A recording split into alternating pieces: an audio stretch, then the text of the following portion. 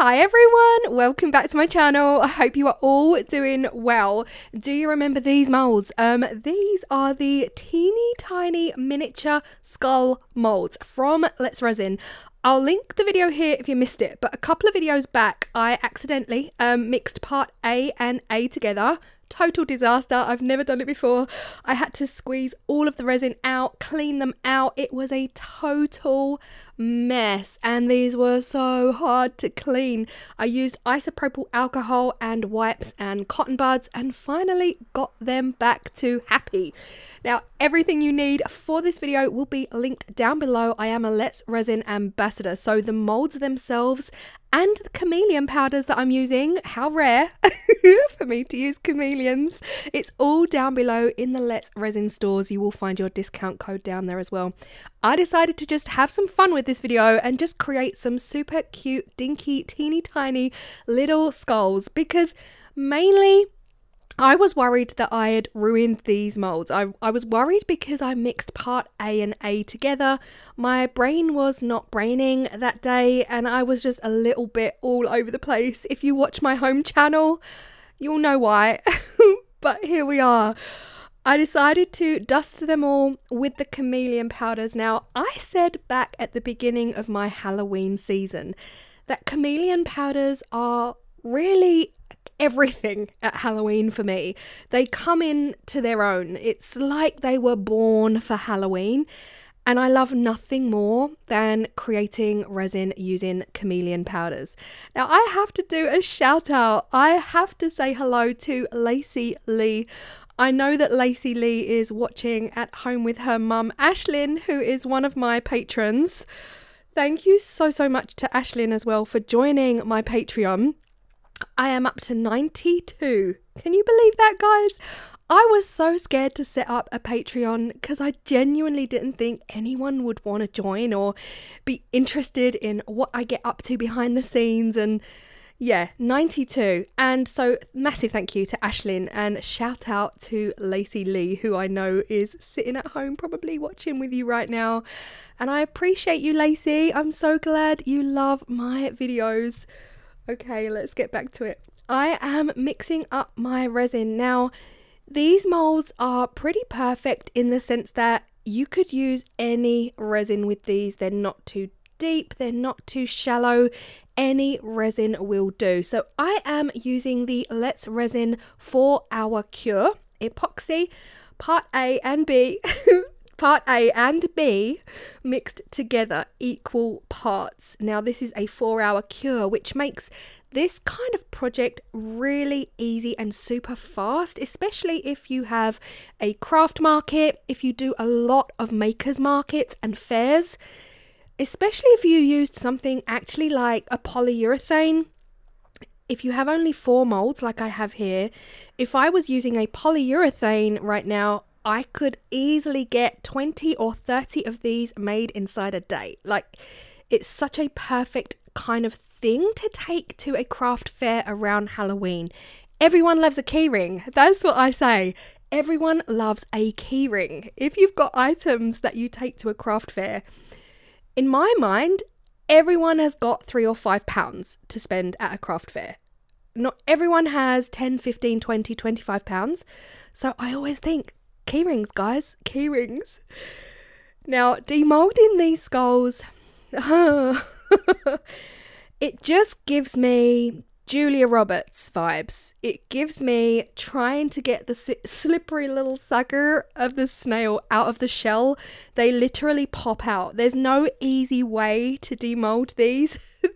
You have to just brute force. Now, you can use your alcohol to make it like a bit of a slip and slide inside the mold, and then they will fly out, but I didn't do that. Now you can see chameleon powders on my hand, but that's really from the mold. That's not coming off of the skulls. The skulls are well and truly solid and nothing will rub off on them. Now here you see me struggling again.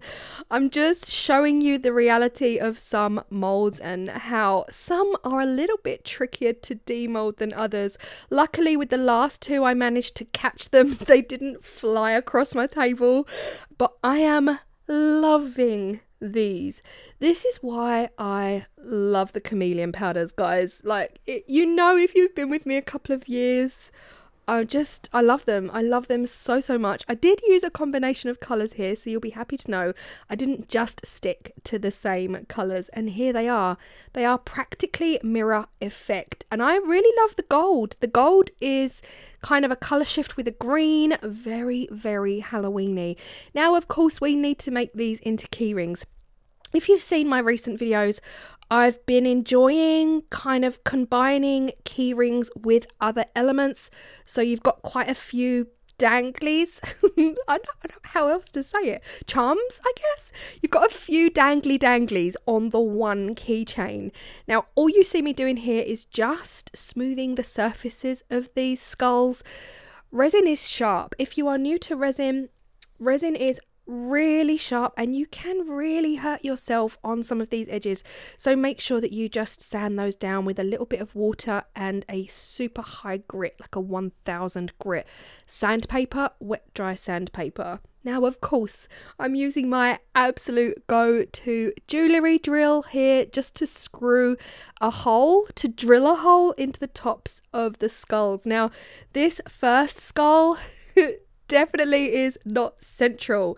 It's more like off to the side, like a 1980s side ponytail, and we definitely don't want that. So with the next 3 skulls, I actually drilled them flat on the surface so I could get a proper gauge of where the center was, and I just ran the drill bit up from between the nose up to the top of the scalp just to kind of make sure I'm getting as central as possible.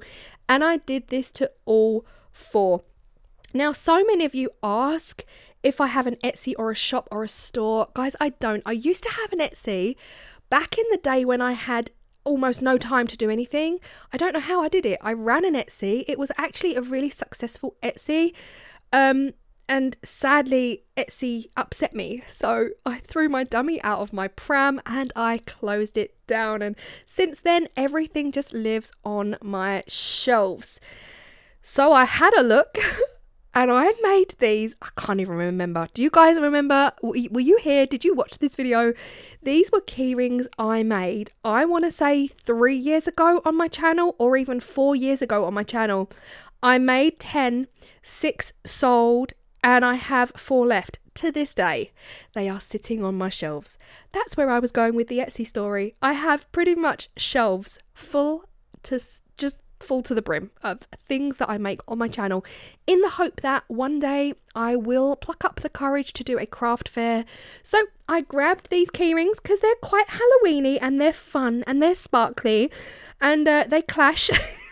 They clash quite a lot, but they also go, you know, they clash but they go. So that's the beauty of this. You can pretty much do what you want when it comes to putting a keyring together. Now, I could go even further, put tassels on here, use my purple faux leather cord, create a gorgeous tassel, hang that off the side. Any other keyring that I've made for Halloween could also go on here. But really, this video is all about these skulls. I actually think they're perfect.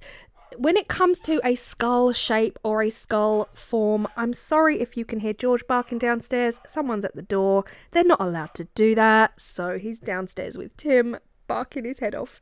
That bit there, I was worried. I thought that was a bit of glitter, but it's actually I thought it was a hole, but it's actually a bit of glitter. So anyway, back to the skulls. They're a perfectly formed skull. You'll know what I mean if you use a lot of skull molds. They're a bit unpredictable in the way they're going to come out. Sometimes they look too squished, like the face is super skinny.